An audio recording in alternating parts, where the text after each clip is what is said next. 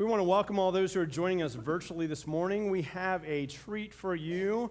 Our children are going to be performing their Christmas performance, and it is going to be wonderful and great, and your hearts are going to be touched, and all of your hearts are going to be lifted up this morning as you watch these kids perform a very traditional Christmas story.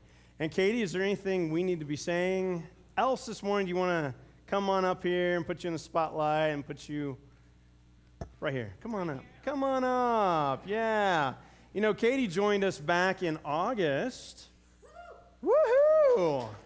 And those of you who are parents or volunteers, you have met her and known her. But the rest of you, on the other hand, probably don't know much about Katie. Well, this performance this morning may be reflective a little bit of you. Depends on how it goes, right? If it goes well, yes. So I'm so happy all of you are here this morning. I'm really excited. Your kids are amazing, and I love working with them. If you are a parent, a family friend, a grandparent, and an uncle, and your kid is in this show, I invite you to be rude and move if you need to be in a different spot to take your child's picture. It's not every day that your child is Mary or Joseph or Angel. So be rude and move. Just because it's church doesn't mean you don't have to do that. There are 5 songs in our performance today, and the words will be on the screens. I encourage you to sing with us. And I hope you enjoy our show. We'll present you the birth of Jesus.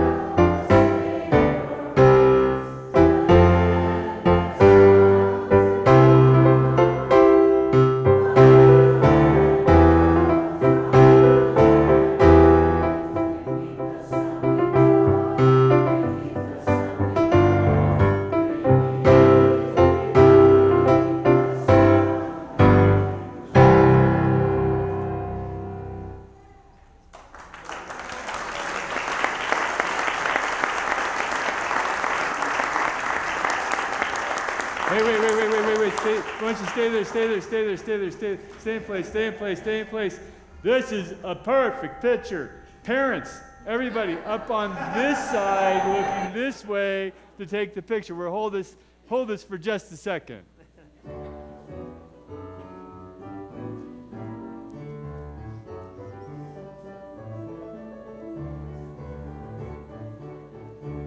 Yeah, tell Larry not to photobomb. Tell him to sit down.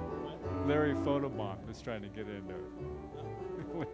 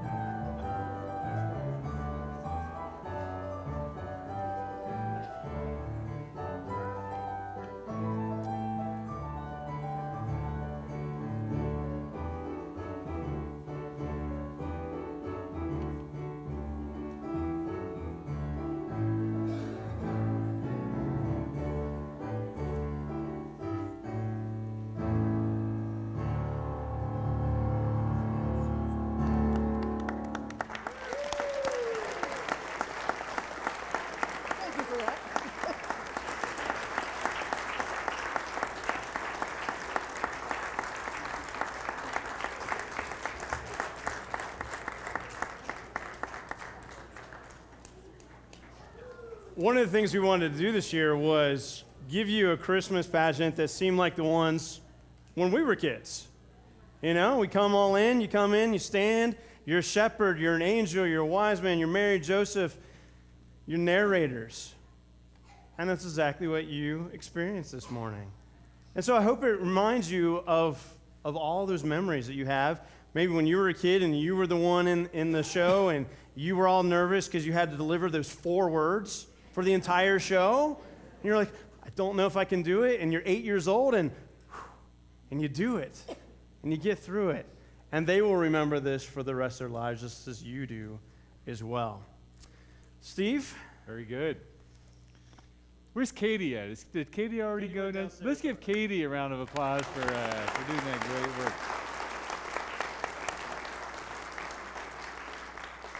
So I want to talk to you today about angels. You know, for this entire Advent season, we have been talking about dreams and visions. That the entire Christmas story is based upon human beings understanding dreams and angels, the messages that have come to them from these angelic beings. You know, I started the first Sunday by talking about Joseph and Zechariah, 2 people who an angel appeared. Joseph did respond. Zechariah didn't respond. Last Sunday, Justin talked about that these were just normal, ordinary people in the midst of crazy, horrific life circumstances. Kind of the example to us that the angels are going to appear to us or could appear to us. And so my challenge to you today is to think about, well, what if an angel appeared to you? Would you listen? Would you respond? How would you respond? Do you believe that angels surround you? How many of you have ever been to the Sistine Chapel in Italy? Raise your hand. Let's kind of see how many of you have been to the Sistine. Okay, so several of you. I'll never forget this past year when a group of us were touring Italy, and we got to go into the Sistine Chapel. And you go down these steps, and I had been dying to see the Sistine Chapel. Before we all left, we went to, we read the book by Irving Stone called The Agony and the Ecstasy, the story of Michelangelo. And one of the things that we realized through the book is that Michelangelo did not want to paint the Sistine Chapel.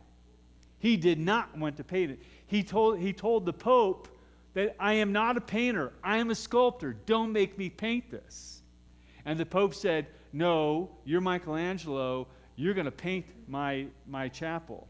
And he argued, and finally the Pope said, and he actually fled. Michelangelo fled. The Pope went and arrested him, brought him back, and said, you're painting the chapel. And so he painted it. And so and people have looked at it for years, and I was dying to see it. And when we go down the stairs, and you walk into the Sistine Chapel, you do this. And your neck is sore from looking up. And it is amazing. It is amazing. You know, on this wall, there's this huge judgment scene that goes up. And in the center, of course, is God touching Adam's finger in the creation. And while people have marveled for years, centuries, about the Sistine Chapel, you know, the first thing that hit me, wow, he really wasn't a painter, was he? Yeah, because it's really funny. It's really funny when you go in, you know, he started on this end, and you could tell, I mean, his characters are huge, huge characters. And by the time he gets to about right here, it's like he got down off of his ladder and he went up and he went, oh no. They're never going to fit. And so as you go through the Sistine Chapel, the characters start getting smaller and smaller and smaller until you get all the way down there, and they fit. And I've laughed about that and chuckled about that.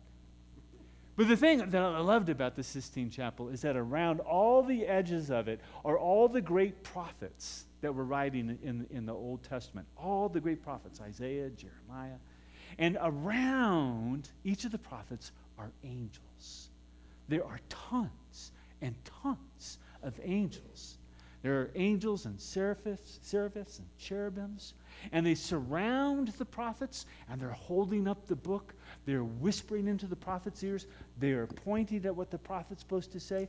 And so, in other words, they're surrounded by angelic beings that are helping them.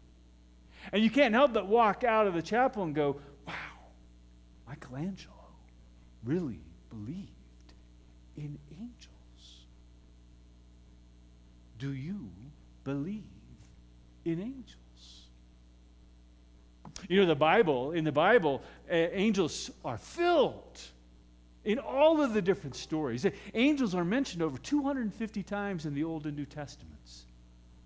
There are courses of angels, and angels are there to guide and to direct and to lead into battle and to intervene on people's behalf.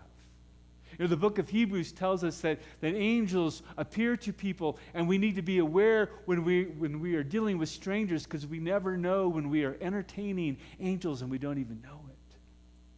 We always think that angels come with big wings. Not once in the Bible does a Bible have wings. Does an angel have wings?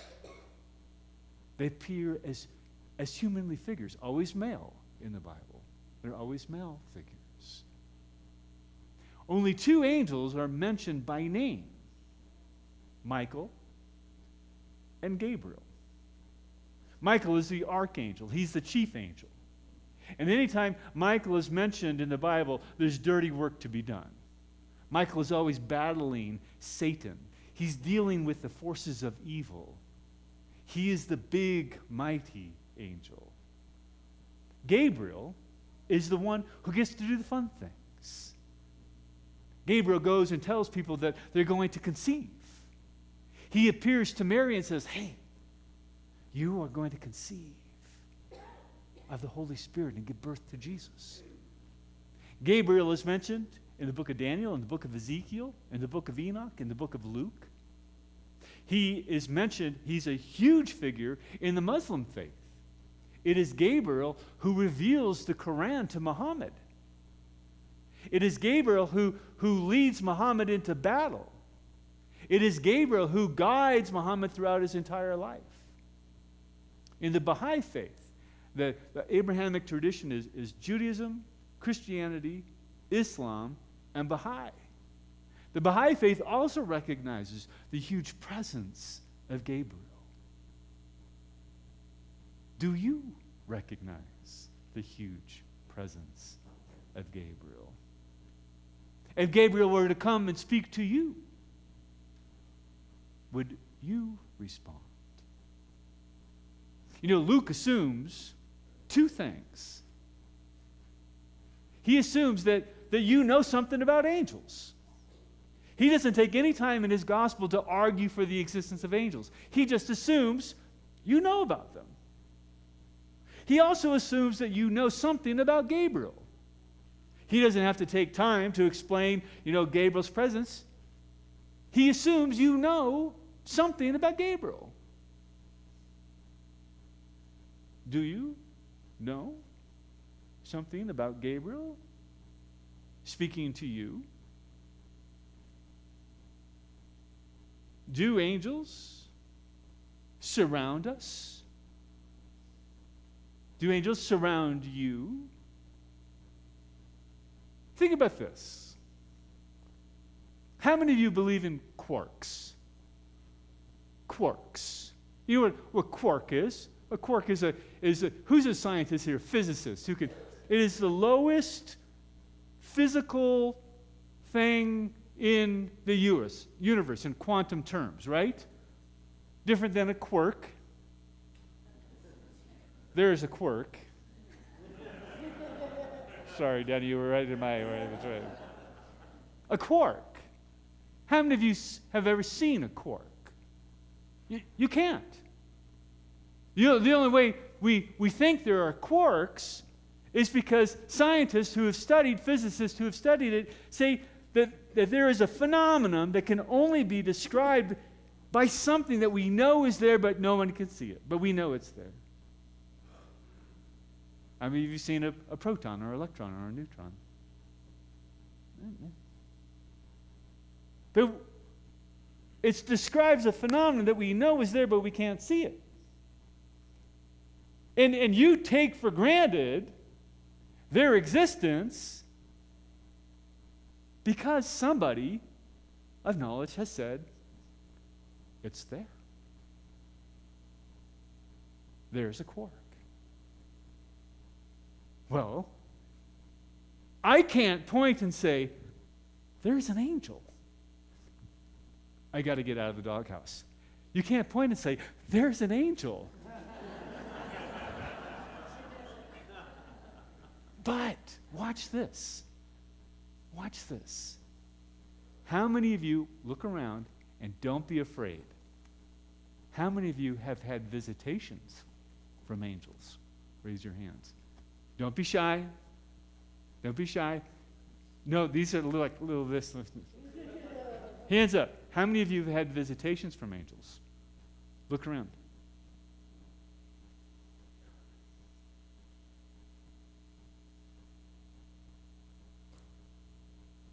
Known people who can't point and say, but they will give you a testimony. I mean, we've always heard about Mitch talk about his angels. See, an angel is calling Dawn right now.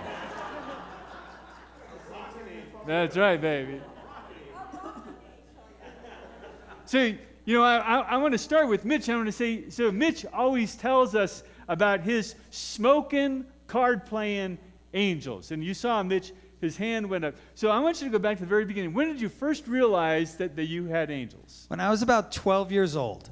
I had first started playing when I was about 12 years old. I had a visitation from God, and God said 3 things to me. I will give you music for the rest of your life.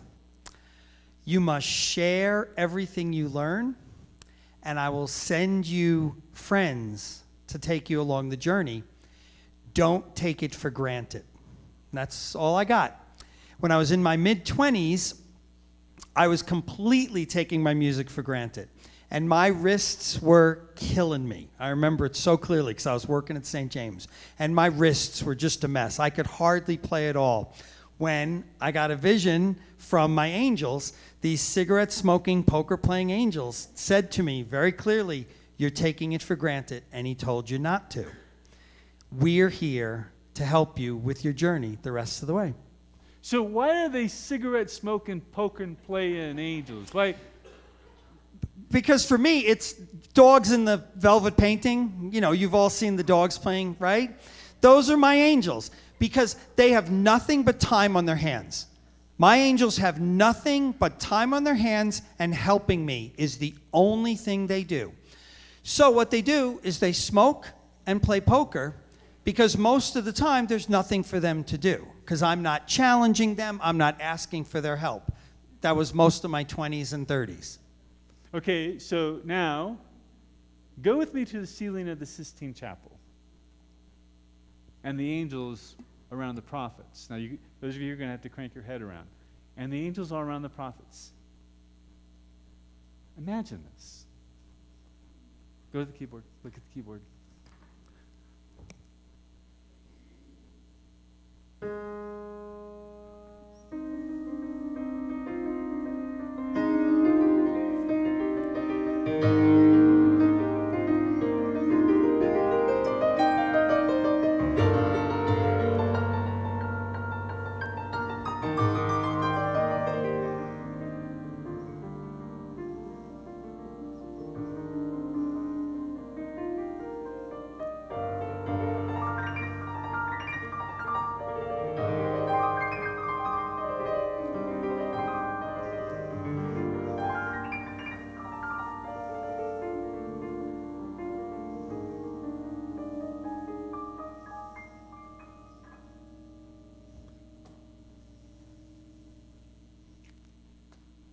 Tell me you have not sat and listened to him play before and asked yourself the question, how can a human being play like that?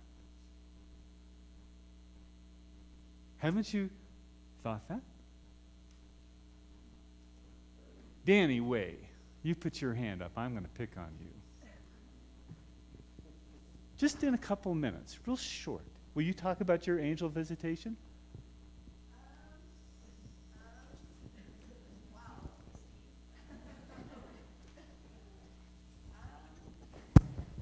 Oh my gosh, I'm on the spot. I don't know exactly like who the angels are and like what the role is, but it's two old women. I've never met them before. They're just two really old women figures, and I see them one night especially. I was in my room, it was pitch black, and I was thinking about God, and I was just like, I had so many frustrations on my mind and everything, and this old woman figure like came up to was like right in front of my bed, and she was just like, I can't even. Everything is going to be okay, and then, like, you're not perfect, you never will be. Jesus was the only perfect one to walk there. Very cool. I see him every once in a while, like, I get, like, dreams or something. The big thing is, like, my dreams. I'll see them in them. Very good, thank you. Who else has an angel story that they would be willing to share when they had a visitation? Yes. Bring the microphone over here. I was moving, and the day before I moved, two people told me, slow down, drive carefully. I received 2 angel cards in the mail that day telling me to take care, and they were sending angels to protect me. I was in all by myself. I was in a car accident. I spun around. My car started to tip, and I could just see all these rocks that my head was going to be on in the next few minutes. And amazingly, I felt somebody push my car upright. I was fine. I had open buckets of tools in the front seat of the car, glass shelving behind me. It would have been very bad. And I just said, thank you, angels, immediately. I knew they uprighted my car and saved me from my own foolishness. Bye. Thank you. You know, let me tell you about my angelic visits. My first time was in a hospice room, late in the middle of the night. Someone was dying. I had been called to sit in with somebody as they were dying. As I was sitting focusing on their bed, all of a sudden I felt something and turned around, and there was something that I could only describe as an angel, a large, shadowy figure standing there protecting the individual, as if it was indeed a guardian angel. And it's happened so many times when I've been at someone's deathbed, and I have done a lot of death work, that I now call it the gathering of angels. That there's something that happens at the time of somebody's death, when the angels come and surround them. One time there was a man in the church by the name of Foster Falkenstein who died. And right before he died, he was beside his bed, and he was reaching down trying to grab something. And I said, Foster, I said, what are you doing? can I get you something? He said, I need my keys. I need my keys. I said, keys to what? He said, keys to the door. I'm going home. What do you mean, Foster, you're going home? They've come to take me home. And he pointed. Over and over, so many times at the time of death, that my last words to somebody, right before they die, I say the same thing over and over. Don't be afraid. Don't be afraid. They've come here to take you across. Reach out and take their hand. They will take you to where you're supposed to be going. Don't be afraid. And I don't care if you're dying in a hospice bed because of an illness, a car wreck, some kind of tragedy. The person who is dying is never, ever alone.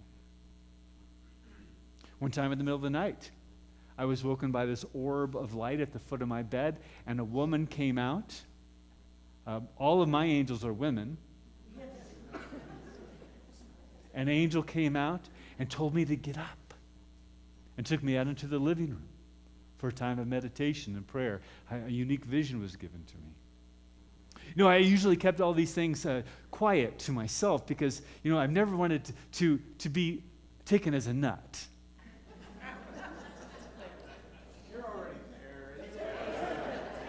I don't know why I always worry about that. Till I met Mitch.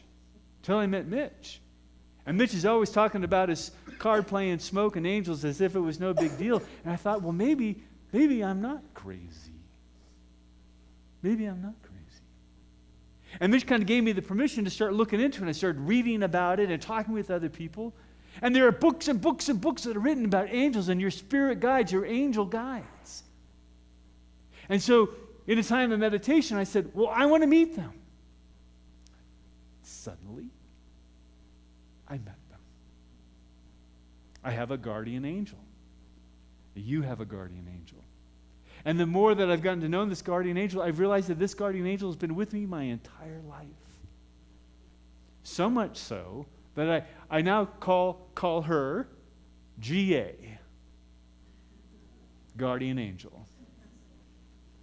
She then told me that she had 3 assistants for me,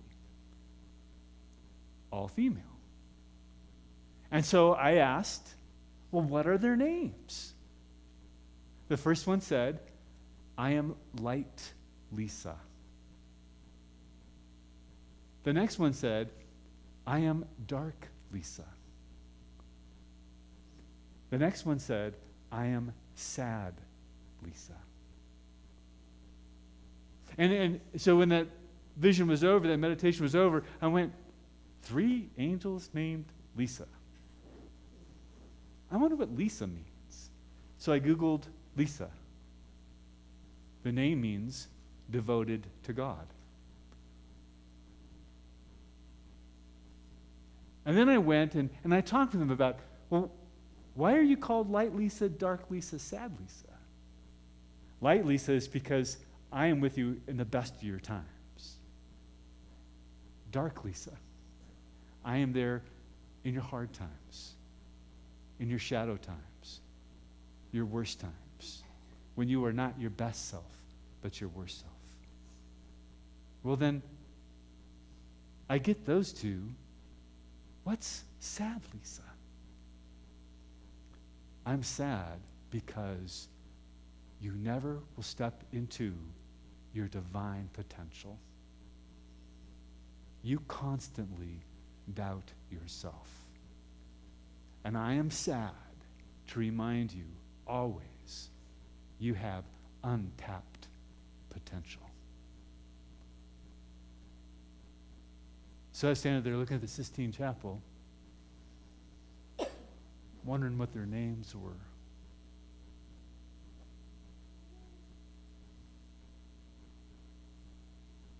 I can't point to your angel. and you can't point to a quark. But I know they're both there. And what would your angel say to you if they came and said, "Be not afraid, for behold, I bring you good news of a great..." You get to fill in the blank. Let's pray.